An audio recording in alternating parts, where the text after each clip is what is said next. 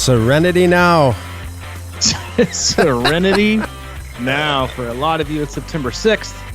The year, it's still 2023. Welcome aboard, everybody. You listen to the Crushing Iron podcast, episode 712. Yeah, man. Remember that episode? What, 712? No, we haven't done it yet. I mean, that Seinfeld. Oh, you mean the Seinfeld episode? Yeah, Serenity now. Yeah, of course I remember that episode. It just makes me laugh, man. So many of those. Like, now that we've brought that into the podcast and have since pretty much day one, a lot of people are like, yeah, I started watching now. Great show. I'm like, where have you been? Where have you been? It's like us, hopping on the Suits bandwagon. It's like, I know. Where have you been? It's like, we're a little late to the party. We're old souls. Hope you're having a great week so far and getting back in the groove after Labor Day. Ready and having a good week so far. I'd say again a busy weekend, tons of races all over the globe. A very kind of understated Ironman World Championship race that's coming up this weekend, but a lot of exciting things going on. If it's your first time tuning in today, welcome. We appreciate you giving us your time. We know you have quite a lot of options in the triathlon podcast universe and just podcasts in general times of valuables. We appreciate you tuning in today. We cover it all. We do swim, bike, and run specific podcasts. We do race recaps and also a lot of race previews. But for the most part, Mike and I as coaches, athletes, best friends, we just sit back, relax, have an open, honest discussion about what we're going through in life, not just as human beings, but also as coaches and athletes ourselves. Mike and I also talk frequently about what our own athletes are going through. We work with a wide range of athletes all across the globe, from beginner level triathletes looking at the very first 5K or sprint triathlon, all the way up through elite level amateurs trying to get back to world championships and everyone in between. It's all over the globe. And we use the feedback loop we have with them and training peaks, emails, text messages, and the like to drive the discussion of the day. We also have a Facebook group. You can search that, Crushing Iron Group. Answer one simple question. We'll let you right in. Awesome people, fantastic community, solid resource in a sport that is oftentimes way too complicated and confusing, not on its own, but people make it that way. This is a great solid space to get actionable information from wily veterans. So be a part of that group. Don't be a lurker. Be a participant. We'll do it. We'll go in there at least once a month and do a little bit Q&A, take the pulse of the community, and answer as many questions as we can. As we can. That is it. We don't do sponsors. We don't do ads, but we do have an agenda, and that's to keep you happy and healthy in your endurance sports journey. Yeah, and if you're racing soon, that group, our Facebook group, is a great place to ask questions outside of the other groups. I was thinking about today. I had to run out for a minute, and I was just driving home, and I was like, thinking about the race, and life goes fast, man. I'm 59. I'm racing as a 60-year-old. That kind of freaked me out a little bit. That kind of freaked you out a little bit? Yeah. I was thinking, because it's always that, what's your age on the marker on the cap? Oh, yeah, 60. Yeah. I'm not even 60 yet, but, I mean, come on, man. Life just... Now, so, I mean, really, and we can go on to whatever, but I was just thinking, man. About life moving fast? I mean, it's like we're sitting around playing, bingo at the senior home and talking about how fast life is moving. It's true, though. I know you got to feel it sometimes. I do feel it. I mean, I especially feel it as like a parent. That's what I'm saying. It's time to enjoy things, man. That's really been my focus. Really, really flies by. Yeah, I mean, no, it does. I mean, it's funny to say that because, as I mentioned on Tuesday, been watching a lot of tennis. Yeah, and I was watching my boy Djokovic play the other night, and Novak Djokovic, and I wasn't really cheering for him. He's my favorite tennis player, but I was cheering for the American he was playing, and they interviewed him after the match because he just broke the record. He has made it to 38 Grand Slam semifinals. Wow, which is insane. What a run! And so the commentators bringing it up. They're in this post race interview, and she said, how does it feel? You broke Roger Federer's all-time record. He was at 37. You're at 38. How does it feel? And it's always interesting to watch players, especially when they've been in the sport for such a long period of time. There's always players, if you follow, other sports, and you're like, haven't they graduated? Are they like a seventh year senior? Like I remember like Warwick Dunn or Travis Minor was that player for me. And growing up, I was like, hasn't he been at Florida State for like 9 years? I mean, there's always like players that you feel like they've been around forever. And the first thing he said was that, one of the things I try to always be grateful for is reminding myself what the sport has done for me and what the sport has given to my life and how it's kind of changed who I am. And I just thought that was really an interesting, way to think about it. A guy as accomplished as him, arguably the best player to ever play, breaks another record. And he's like, I'm really thankful for what the sport has brought me, has given to me in my life. Kind of taking him from like a war-torn Serbia, growing up, and he's kind of gave him like a ticket out. I think it's something we lose sight of because I think we always assume that we're going to have access to the sport and access to these races and access to training. We're always going to have motivation. But sometimes, like you said, like, life, and he even said this, he's like, I'm just trying to enjoy every moment. I'm trying to have fun because I don't know when it'll be the last time. Because, I mean, he's getting a little bit older and there's a lot of younger players coming up against him. But, I thought it was interesting. I think kind of good segue into, how fast life, can go and how it kind of creeps up on you sometimes. And if you don't remember to kind of enjoy things on the, you got to enjoy the ride the whole way. Yeah, you totally nailed it. I mean, he nailed it, and that was awesome because the part about reminding yourself that, to feel grateful and what the sport has given you, that's the part, man. It's you kind of get lost in the details when you're not looking around a little bit, and just to be able to go down and do this is just kind of amazing to me. I think back to, we always talk about these kind of things, but I think back to my grandparents. When they were like 60, I was like, what? They could barely walk, to the car, to the house. And here we are, and every time, you coach a guy, 84?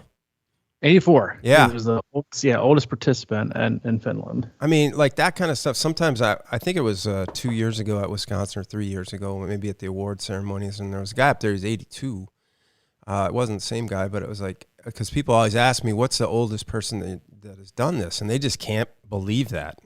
But obviously when you start seeing these things and it happens more and more, it's, it's kind of like, I don't even really think of it as unique really to me.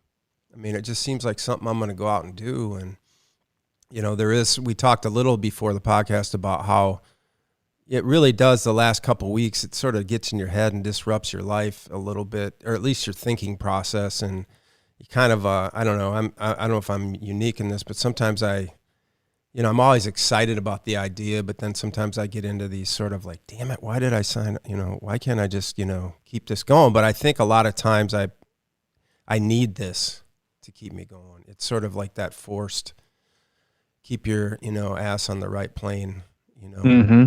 And, there's a lot of things in life like that I think, at least I have a tendency to sort of bitch about. I want, we always want, why do we got to do, but it's sort of like, I just think you kind of got to put yourself in the jaws of pain and hard a lot, because otherwise you're just going to sit back and get soft. I mean, there's just without I was talking about passion beforehand and having passion for things in life. And I think that a lot of times passion in life comes from attacking something that you want to do, but it's really hard and you're intimidated by it. So I think the more that you kind of put those things into your world, the easier it gets. And I know you figured this out. I know I'm just preaching to the choir with you because, you tackle things right in front of you and you don't overthink them. And I think that's a big part of it. It's like, yeah, this is a big deal, but you can't overthink what you've signed up for. It's something you just got to kind of walk out and do.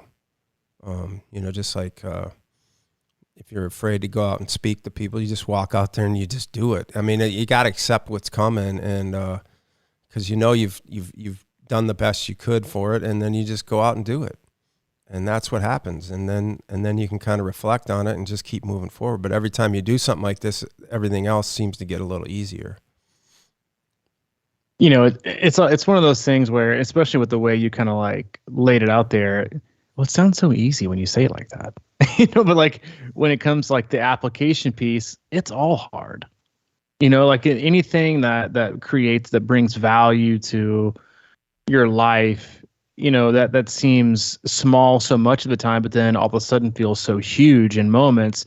That's when we kind of go back and begin to look at things, and we lose that objectivity and really just the perspective of the overall impact that this sport has on our life, from a positive standpoint. We talk about this a lot, but I think it's a great reminder, especially whether you're racing this week or in the next few weeks, about, we talked earlier this week about, regret or resilience. And, I think we oftentimes, again, the closer we get to these things, or when it's race week, we focus so much on this one small result, right? Like the finish time, or where you place in your age group, or if I make the podium, or how my run is, or whatever it is. And we totally lose sight, right, of everything that is great about it. I mean, one of the things that I love the most about these weekends, and to be frank, is why I think the longer I've coached and we've done these team events, is why I found it so difficult to kind of like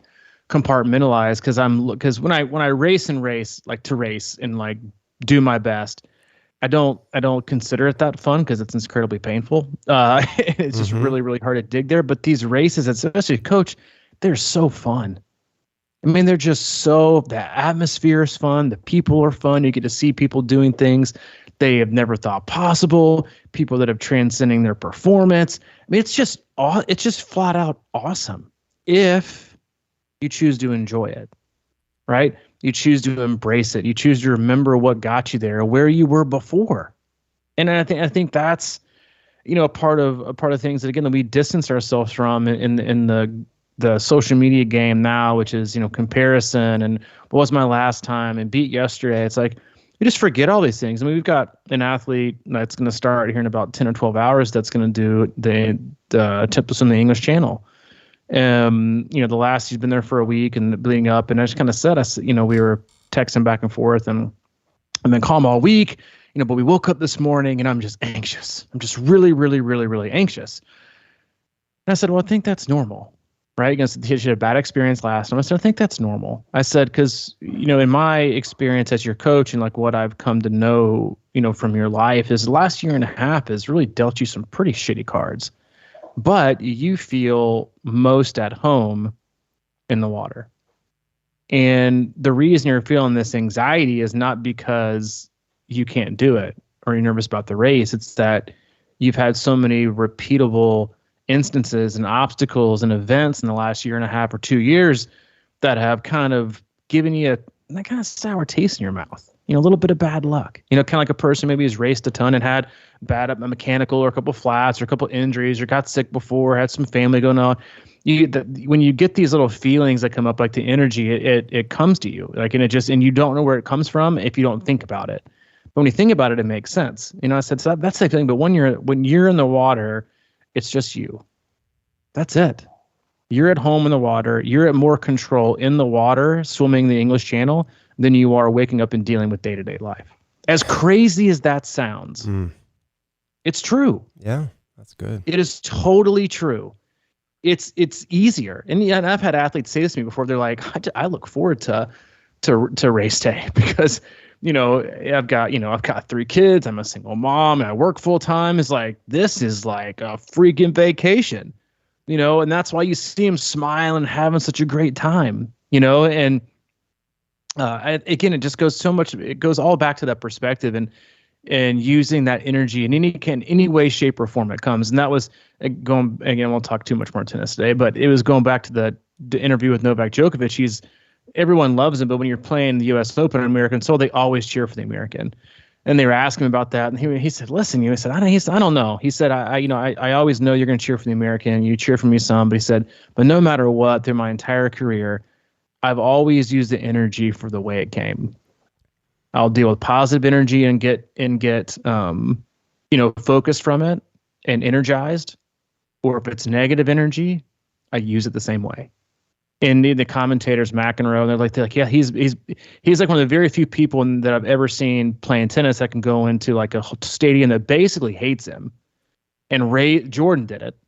One of the very few athletes that just raises the bar when there's 40,000 people staring at you, wanting you to screw up, wanting you to mess up, and they take that and they flip it to positive energy, to propel them to performing their best. Is it easy to do? Heck no. It's hard. But I think there's a place for it in all sports and in life, right? To feel energy from those that support you, feel also energy from maybe people that doubt you, but ultimately you get to decide, right? I think we're all full of energy, right? When you're at race morning and the music's bumping and everybody's there, you can kind of feel, right, this positive energy. You don't talk about energy all the time. People give off energy, right? And that's why I think it's so important now more than ever to be around people and to have connection and give hugs and do these things and connect. It's positive energy that we need. Most people are been energy depleted and tired and getting sick and just don't want to do anything because they're not getting any from other people. It's positive energy. You could feel it. And you also get negative energy, but you recycle it. Right? You get positive energy, you get negative energy, you recycle it, and you get to choose how to use it. I can either let it bring me down or I can let it build me up. So if it's coming from the outside, it's coming from Facebook groups, coming from social media, it's coming from your spouse, it's coming from coworkers, coming from, Jimmy Tri in the Tri Club who doesn't think you can do it, who's making these comments. Like you can make anything into fuel, positive focus, positive outcome. But what happens is we oftentimes latch onto either our own anxieties and self-doubt, and then we are on for a ride. Not a ride that we're in control of, and that's the problem, right? Once you grab on, you let anxiety and self-doubt, and lack of confidence, once you give them the driver's seat, good luck getting the fucking key back. They will ride that thing till the gas runs out, which is you, right? Your energy goes down and you quit or you stop or you don't want to do it. But when you flip things and you take it as positive energy, you're in the driver's seat.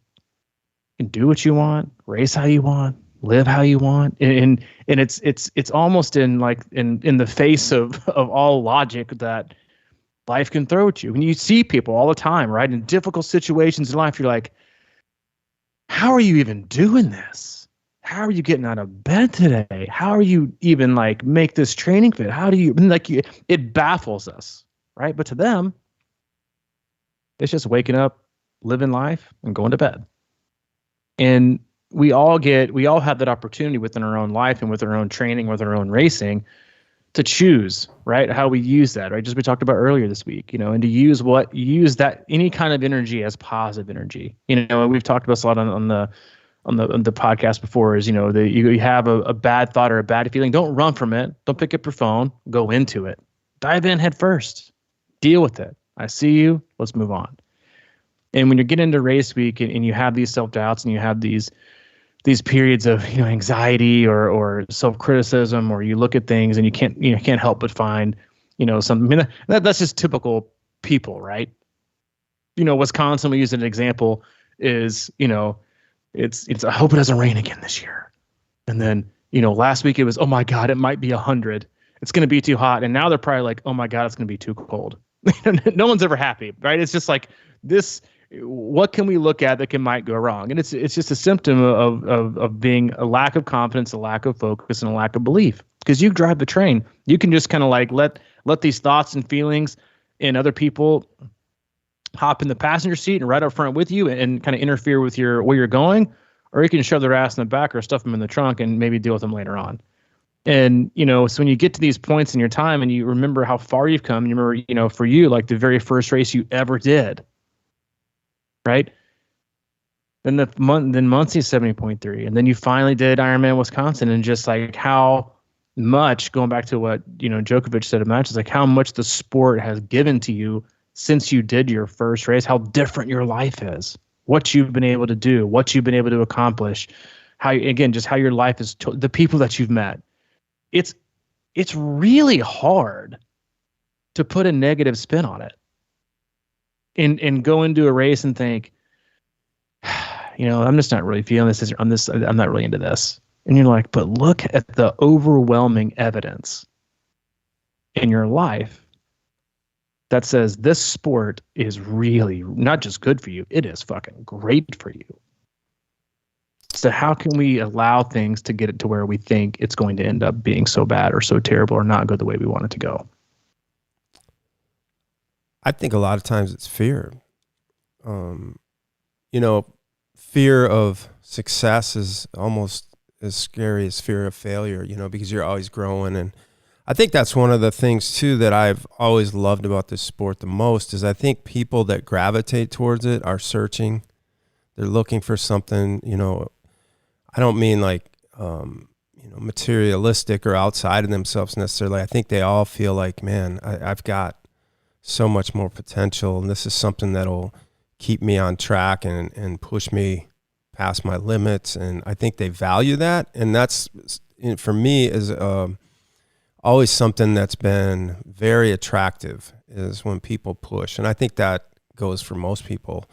It's sort of like that thing about, if you hang around people that you got to sort of cut people out sometimes, they're dragging you back. And I think most people in triathlon are pushing and they're looking for, at least to explore it, like what's the possibilities here. And for that is such it's kind of a rare quality in a lot of ways, especially as you get older and things like that. But to me, that's just been one of the most beautiful parts of it because that's an open mind. That's somebody that's searching and willing to take chances and all these kind of things, and I think, when you think about like the race itself and what racing is and, how you were talking about how, people think of it as vacation.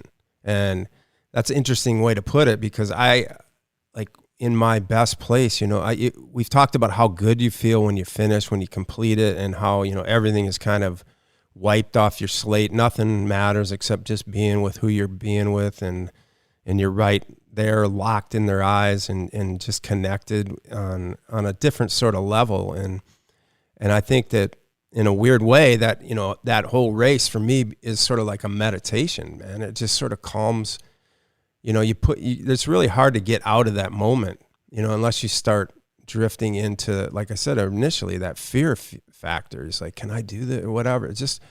But when you kind of go inward and just sort of channel all that energy you're talking about, all that anxiety, all that doubt and fear and all these kind of things, if you can channel that in a relaxed way, it's energy. So you have to, I don't know. I've just always think about it like that in terms of like, if I'm really amped and anxious and I've been on kayaks before and really going crazy, but to me, that's because I haven't been listening to my body enough and I haven't been in that spot, in that moment. I've gotten out of myself because I'm trying to like prove something or show somebody, something that, when I realize nobody gives a shit really. I mean, it's just about me, saying fuck it and just doing what I can do. And, I'm not the fastest guy. I'm not like a podium dude all the time or anything like that. But I mean, sometimes you just got to really just, do it for yourself and be with yourself. And like I said the other day, I think it was have fun in the breathing because there's something magical about that in racing. Because it's easy to, how we talk about too, like if the minute your mind starts wandering off the shit that doesn't matter in that moment, that's when you hit a pothole or you're, like somebody clubs you in the swim. It's just a weird thing. But if you're breathing and in your box and, it seems daunting to think about doing something like that for that long. But if you, it's just sort of like, swim buoy to buoy, get to the next buoy instead of thinking about it as a big chunk of 4,400 yards or whatever it is. And same with the bike. It's just get to the 5 mile, get to the next 5 mile, just you've done that a million times. Just keep doing that. And same with aid stations in the run. It's just sort of like shorten it, make it digestible bits. That's the way to race. I think the minute you start putting the magnitude of the whole thing out front, that's when you get in trouble. Because it seems impossible. Yeah. Right. Because you want what you want is the whole training experience. I mean, I had somebody text me the other day. They're like, yeah, it just hasn't been the best build up. I know they got sick, and I was like, no build up is ever perfect, and it's on us to because we assume it will be.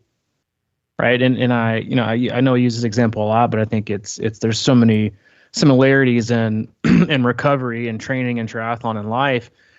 November 20th of here in 2 months, I'll be able to celebrate 10 years of being sober. And I remember the first day I went into a meeting, first night, so Wednesday night. I remember it was like yesterday. It's dark outside, and went in this meeting, and I remember looking around and thinking, first of all, holy shit, what have I got myself into? This is not, I don't want to live life like this. And then I remember a guy got up and he was like, hey, my name's so-and-so, and they celebrate, they celebrate your birthday, which is, when you make it to 1 year, if you're 24 hours, 3 months, 6 months, whatever. And somebody said like 14 years. And I just thought to myself, holy shit, it seems impossible.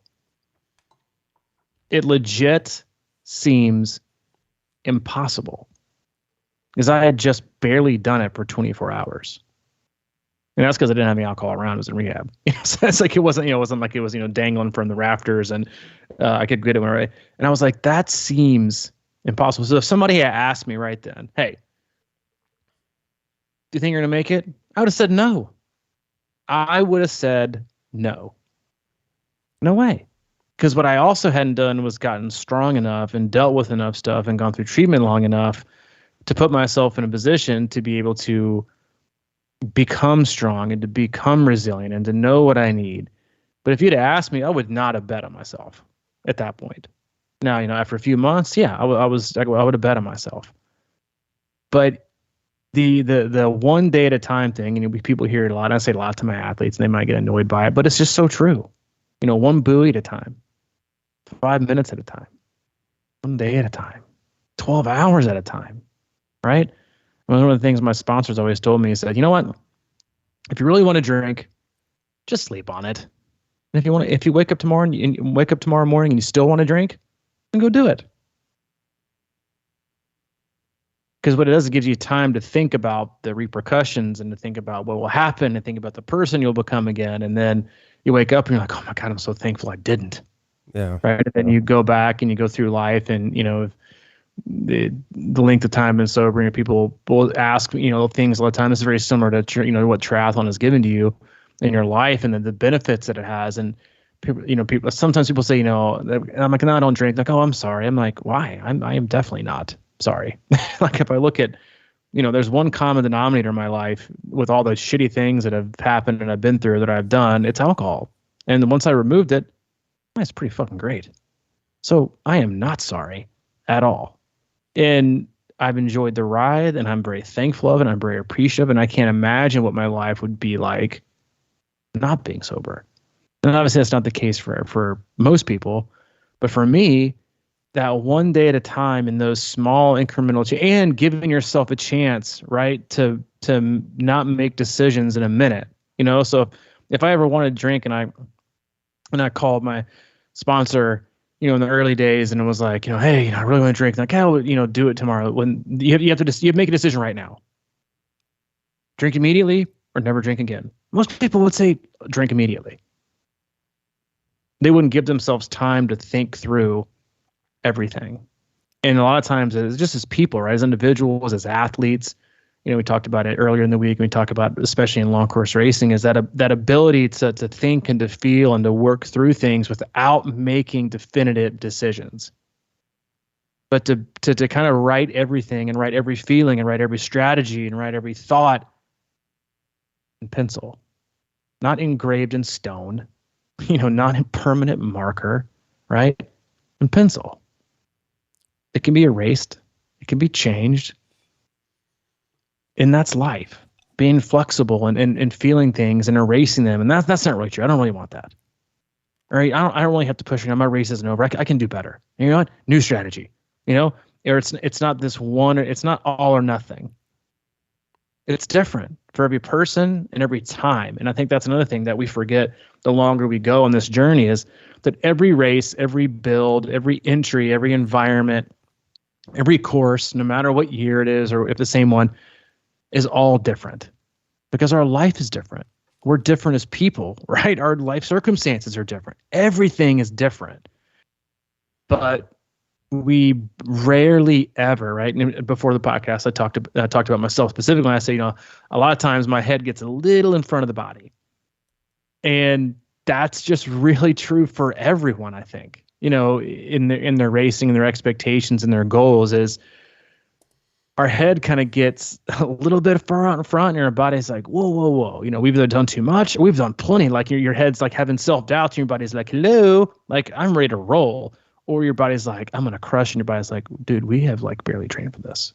And, they're rarely ever in sync, but it's just so important on race day and even in training to let your body be in sync and to make these decisions and to feel things out and to be okay not planning and not expecting, but to have fun with it and go with the flow and then see what happens. And remember to smile and to laugh and enjoy things as they come. I'm just telling you, like there's for the 2,000 people, right? You talked about not being a podium guy, anymore, like there's, less than, 3% of people that are going to finish these races are going to be on the podium. And then there's this percentage, maybe 50%, that do it to do it and love it and it gives back to them. And they live in that cycle of gratitude and appreciation and then recycle and do it again the next time. And that's a place to be in, whether you're a podium contender or not. But then you have that like 10 to 15% that all they feel like they need or they want to validate things is the next PR and the next podium. And they grind and they overtrain and they beat themselves up and they're so hard on themselves all the time, mentally, physically, emotionally. Can't do it. I'm not getting faster. I'm not good enough. I won't do this, etc. That sounds fucking miserable. And I can totally see where that person's not going to say, yeah, man, you know what? This sport's really given a lot to me. It's made me hate my training. It's made me hate racing. I don't like some people I go against. I really doubt everything that I do. I'm telling you, it's had a really positive impact on my life. No, no one's ever said that because it's true, right? It's all about the way you do it. So, and that's why I get so adamant with athletes that continuously say negative comments about themselves in training peaks. I just cut them off. Say, no more. That's it. You're done. You've had a few days. We're done. One more negative comment about yourself, and I'm gonna not respond. I'm not gonna do anything anymore. You're on your own. Because that stuff's infectious. Everything, right? Going back to energy thing. Positive energy, infectious. Negative energy, infectious. So when you read it and you say it and you type it and you give it breath and you give it meaning, right? Going back to what you said about, just being in every breath. It's got to be a positive breath. Because that'll lift you up and that'll keep carrying you infinitely to the finish line. I believe that. I believe from the chin up and controlling your breath and thinking positively will get you to every finish line. But the negative breaths, the negative thoughts, it's like running with chains and weights on. You might make it, but boy, it's going to suck. And it will be a hell of a lot slower than if you had positive mindset, positive breathing, and positive reinforcement. Yeah, that's good, man. I think that there, how the memory is sort of like chain linked. It's always connected to different. I could say, I don't know, painting a house, and your mind would go to somewhere in the painting a house, then it would go back to somewhere in school when you're in trouble, and then you know what I mean. Like if you can't control how that connects, and the next thing it was, you emptied the vacuum cleaner all over the house or whatever. And it's just like these things that sort of connect with memories and things like that. And what you're saying right there sort of reminds me a lot of, I've been doing, frankly, I've talked about it, but my run training, a lot of it I do is walk run now. And one of the reasons I do that is because when I'm, pushing myself out of my comfort zone and into a pain zone, I start making bad decisions a lot of times. And even if it's just a short little 15 seconds or something, I can kind of regroup and get my breath in me and decide really what I need in that moment, because there's so many chances for that, especially during an Ironman, that you really have to almost compose yourself for a minute, because I've done races where I've been like, I'm tired, so I just need to keep ingesting more and more garbage. But I don't think that's necessarily what I need. Maybe I just need some straight water or a little bit of sodium or whatever, but I just keep plowing down. The next thing you know, I'm falling asleep in my aero bars. It's like, what the hell is that? I mean, you're out of yourself. And you're not given, a lot of times I think we force feed and give ourselves, you start feeling something in your body, a little tweak or something. And you're like, oh shit, this reminds me of that day when I really just fell apart. Or, if you do this sport long enough, you realize that can also be like, oh, but then I did this and it changed everything. Those opportunities are out there. And I think you're right, man. You get in the negative headspace, you start searching and connecting those dots with the memories that aren't going to work. So I don't know. It's a weird thing, because you do have so many opportunities on that course to go from feeling awesome to feeling like shit. And then it's sort of navigating that back to baseline over and over and over. Back to baseline. I like that. I guess it's a roller coaster. And that's what it is. We talk about it a lot. And so is life, right? It's like you go to work one day, have a bad day at work. 99.9% of the time you don't come home and you're like, you know what? I'm quitting. You're like, maybe it'll be better yesterday. Maybe better yesterday, tomorrow. Maybe better tomorrow. Maybe things are changing. I just had a bad day. But we become so like black and white about everything in life. It's exhausting, really. It's like, what happened just kind of hanging in the gray.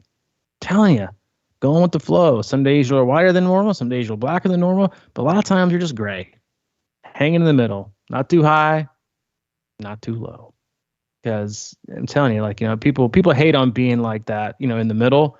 Oh, you're not having any fun, man. You're like, you know what? I might not be like over the top, like, blasting from the treetops, exhilarated, exciting, and yelling, best day ever. I might not have that. But I got a lot of really good days and a couple great days. But what I also don't have because of that, the worst day ever. Worst day ever. Worst run ever. Ever. Never had a worse bike ride. Worst thing, worst race. It's been awful. Terrible. I know I made it through. We don't have those either. Because you just fucking move on to the next one. And just like with your training, you can do that with your thoughts. Move on to the next one. Going back to, it's kind of like like the visual, jumping on like the zip line. Yeah, that's your thoughts. That's your thoughts in action. You get a negative thought, you hop on, you go right down fucking negative town, and you will be there in like nickety split. Same thing if you're positive, like go in that direction. It gives you energy, and it should. So like, you can close it out there, whether you're training, whether you're racing, whatever it is. Like, make that choice and be quick on your feet and know how to use, other people's energy or your thoughts as energy, and how to, do things that propel you in the right direction. You have negative thoughts, immediately go back, to something or a thought or a feeling or an action that gave you confidence. See, that's bullshit. Even I'm moving on. It's not that hard, right? It can feel that way, but the more you do it, the more you can overcome it, and the better you'll get at it. And the thoughts won't linger as long. They won't be as frequent. And ultimately, and most importantly, always remember to be grateful and always be appreciative of what the sport has brought to you. And the work, and that's the part of it, right? Is it didn't just like show up on your doorstep, open it up, and all this is like, life explosion of greatness and new health and wellness and accountability and all these things. No, you had to work for it. You had to work for it to get to where you were. So you earned it. So don't forget it, and don't attach yourself and get so caught up on the one negative, right? Or the one expectation that might be out of reach. Don't sell it out to that.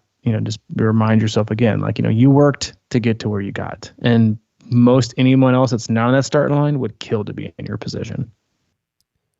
Oh man, I couldn't agree with that more. And I agree. And I really, Really like that you worked in lickety split into that. Yeah, I had to, man. That's some old school, man. Old school, man. Nobody says nickety split anymore. Nickety split. Yes. For you millennials, look that up. No, yeah, there's no short word for nickety split. Is it nickety or lickety? I think it's both. Oh, okay.